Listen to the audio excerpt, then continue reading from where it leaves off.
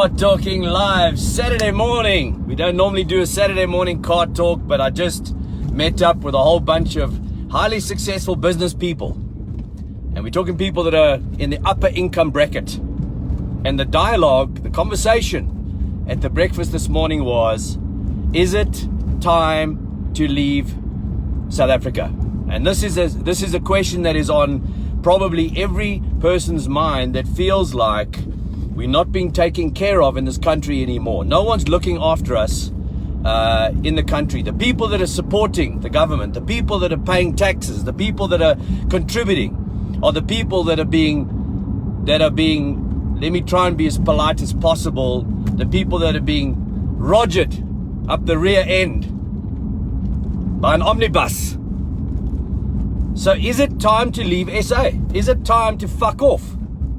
So I ask this question all the time. The first question I always ask is, if I were to leave, would I be prepared to downscale my life? Because we have a great life here. We have great weather.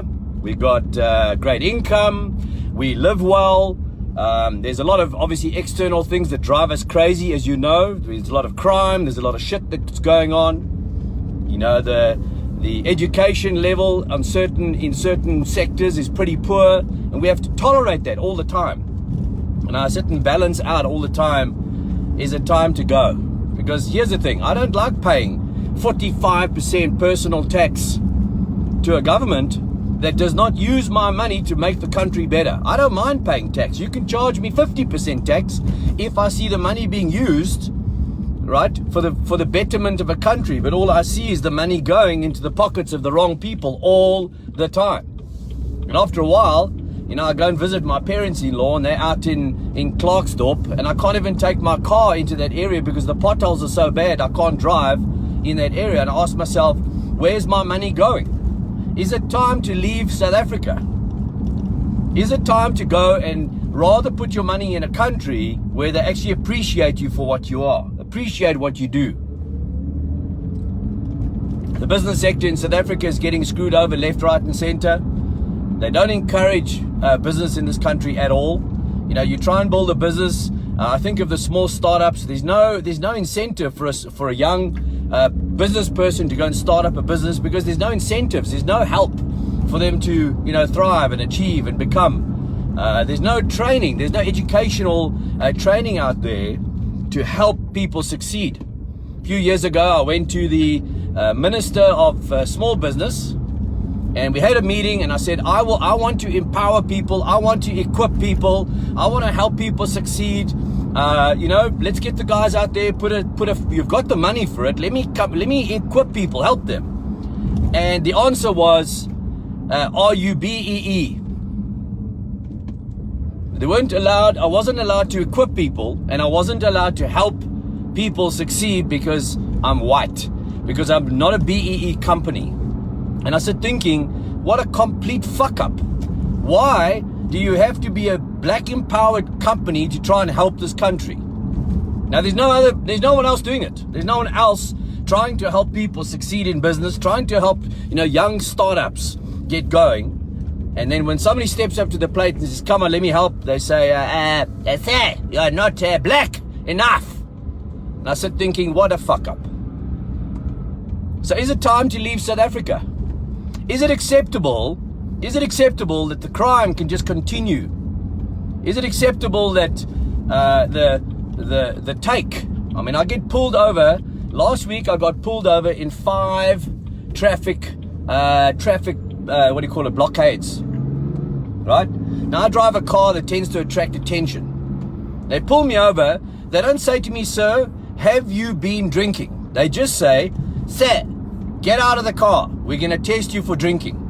No probable cause. I'm not driving recklessly. I'm not smelling of alcohol. No reason. They just say, get out of the car. We're going to test you. Now, it's normally on a Thursday night before the public holiday on the Friday. You know that story. So they pull me out, and it's this whole show, this whole dance that they do. You know, I'm hungry. You know, KFC is right there. And I started thinking, what the fuck? Why? Now, if I'm drunk, pull me over, arrest me, throw me in jail. I have no problem with that.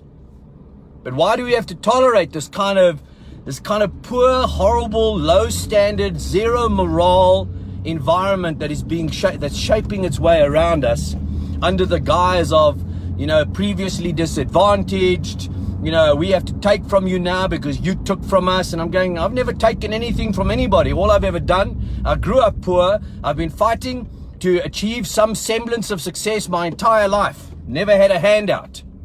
And now I have to give it to someone else who sat in his ass doing nothing. It's fucking ridiculous. Is it time to leave SA? Hello. This is the part I like the most. So have a listen to this.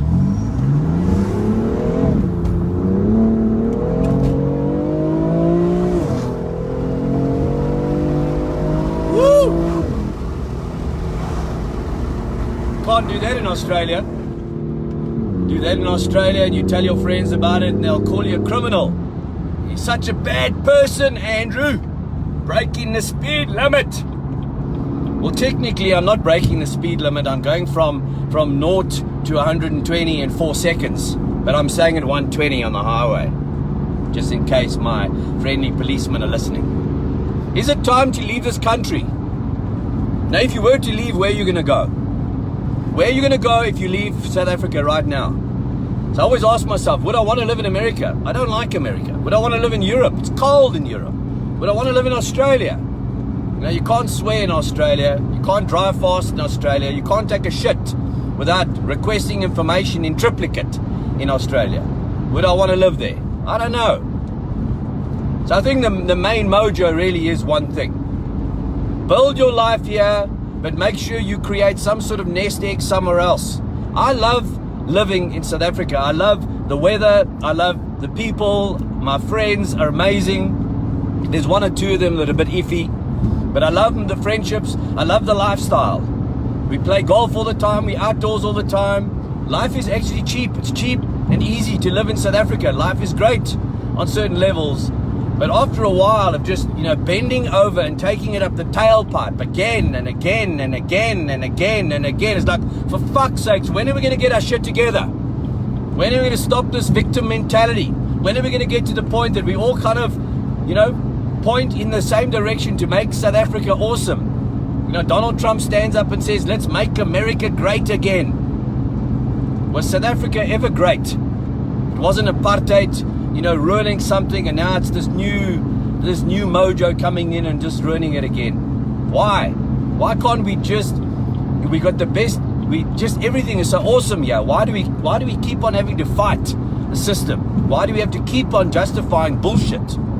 Why do we turn a blind eye to all the shit that happens? Now I'll tell you, I like a certain level of lawlessness. I like the fact that we can kind of paint a little bit outside of the lines every now and then, and maybe that's as a result of this world we're living in. But I ask myself the question is how long is it going to last? Why are the rich, successful people seriously now asking that question more and more and more? I have a friend of mine that has been pro South Africa for so long. He's always, South Africa's awesome and overlook the shit. And I never look at the news. I don't even know what's going on in the news, and neither do they. And even that guy said to me, it's time to start moving out and getting something set up somewhere else. Because when will the bomb drop? All we need is one dictator. All we need is one moron that comes in here and just rips the guts out of everything in this country, and we are all screwed. Everything you've ever worked for, every ounce, every cent you've ever made will be devalued. You could have R1 billion, they'll just devalue it down to shit. They change the currency control, you can't take that money out. And then we're all screwed. When's the right time to leave SA? So my mentality is very simple. Number one, make as much as you can over here. Make as much as you can. Build a business that is self-sustaining, that should you ever want to go and travel and do your thing, you have an income that can kind of take care of you. Number two, make sure that you sit with someone that understands offshore investment, offshore planning, so that you can have that nest egg somewhere else.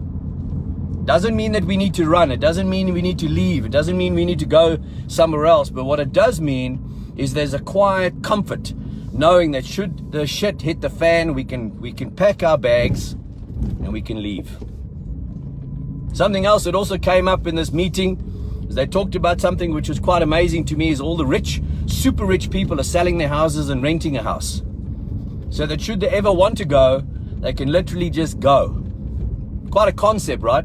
So this acquisition, let's buy property, let's own more, let's buy more. That mentality is changing, and that's why the luxury market, the housing market is all slowly closing up. Because the super rich are saying, why should we leave stuff over here? Let's just take our stuff and we go. Imagine that concept. Now, I heard this years ago. Billionaires rent their homes. Millionaires buy their homes. Why would a billionaire rent a home? Well, firstly, it's a tax deduction, as you can imagine. But also, they're mobile and migrationary. You can travel around the world and migrate anywhere you want to. Someone sent me a book the other day. I haven't bought it yet, but I went and watched a few of his videos, and he talked about being a nomadic entrepreneur, capitalist who can live around the world and not pay taxes to a government that doesn't appreciate you. Not pay taxes to a government that takes your money and squanders it, where there's bribery and corruption. The money's going to the wrong people. Too many people are becoming 100 Rand, million Rand, billion Rand richer because they are siphoning it off the top. This is bullshit. When's the right time to leave this country? So it's a very bittersweet for me. It's very sad for me because obviously we've grown up here. We have everything here. Our roots are here. And when we go everywhere else, somewhere else in the world, we always have to kowtow to that environment. I lived in New Zealand for 2 years, and the New Zealanders kept on telling me how kaka was in South Africa and so forth. I mean, they're extremely friendly, don't get me wrong. But their wine is better than our wine, and their rugby is better than our rugby. Oh, that's true. Their world is better than our world. And on a lot of levels, it certainly is. Certainly is. But after a while, it does weigh you down, especially when you have to kind of renounce, not so much renounce, but give up the strength of your culture because you're outnumbered. It's pretty tough to live overseas and to bite your lip. Whether you live in America, London, Europe, Australia, wherever you're going to live, it's going to be pretty tough. But I'm sort of at that space in my mind right now where I'm keeping 20% of what I make. 20% stays here, and the rest of it is somewhere else. The rest of it is going to go somewhere else. Because quite frankly, I'm sick and tired of a government who doesn't give a shit about me taking my fucking money that I work hard for, right? And then sit and point a finger in my face, telling me how ungrateful I am, telling me how I've fucked up the whole country. I'm at the point where I'm saying, you know what? I'm fucking done. I'm tired of this whole mentality out there. It just drives me crazy. So I'm looking to offshore. We've already got offshore stuff built, but I'm looking to more and more. My mentality is to offshore, live a modest lifestyle over here, pay modestly over here, and somehow probably have SARS watching me right now, somehow get my world, the massive portion of my world externally. And my world gets written in such a way that my kids can benefit from that also externally. That's the goal here. That's the goal. So what plans are you making? If the multi-millionaires, if the people that are super rich are starting to say, I'm done. I mean, you have Johan Rupert, one of the richest men in South Africa, saying, I cannot apologize for SA anymore. I don't know what to say anymore. When people ask me questions, I don't have answers anymore because it's just a mess everywhere. Now, at that point, where people are starting to go, you know what, I'm sick and tired. And what's sad for me is that if you can't afford to leave, you're fucked. You can't afford to leave. You're just going to get used and abused.